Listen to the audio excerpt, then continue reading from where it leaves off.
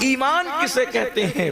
اگر دو جملوں میں بیان کیا جائے تو میں اتنا کہہ سکتا ہوں، اللہ کے رسول صلی اللہ علیہ وآلہ وسلم اللہ کی طرف سے جو کچھ لے کر کے آئے اس کو دل سے ماننا اور زبان سے اس کا اعلان کرنا، اس کا نام ایمان ہے۔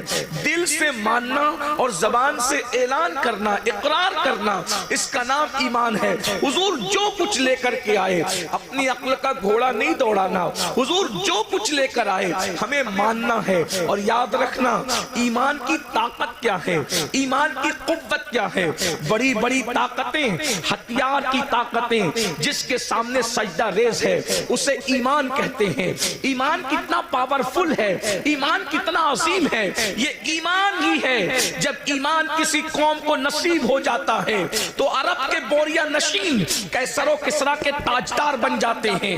ایمان جب نصیب ہو جاتا ہے، ایمان جب کسی کو نصیب ہو جاتا ہے تو اللہ اکبر، وہ لوگ جو نمک اور کافور میں فرق نہیں کر پاتے تھے وہ آسمان ہدایت کے تارے بن جاتے ہیں۔ ایمان جب کسی قوم کو نصیب ہو جاتا ہے تو بحر ظلمات میں وہ گھوڑے دوڑاتے ہیں تو گھوڑوں کی ٹاپیں بھی اللہ اکبر پانی سے بھیگتی نظر نہیں آتی۔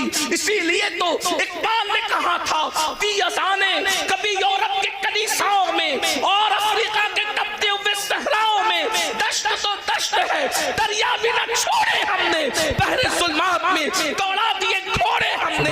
ایمان کیا ہے؟ اللہ اکبر، ایمان اتنی عظیم طاقت ہے کہ فرشتے بھی ایمان والوں کو رشک کی نگاہ سے دیکھتے ہیں۔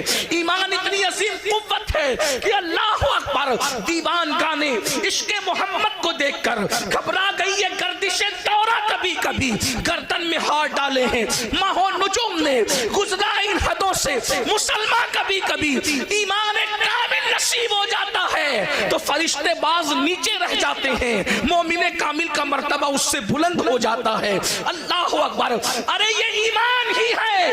جب مومن اپنی قبر میں جاتا ہے تو نکیرین اس کی تعظیم کرتے نظر آتے ہیں۔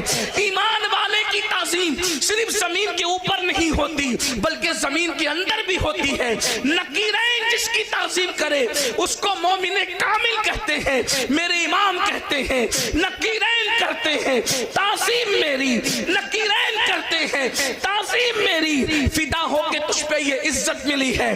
یاد رکھنا ایمان وہ قوت ہے، ایمان والوں سے کبھی کوئی جیت نہیں سکا، ایمان والے کبھی ہارے نہیں۔ قرآن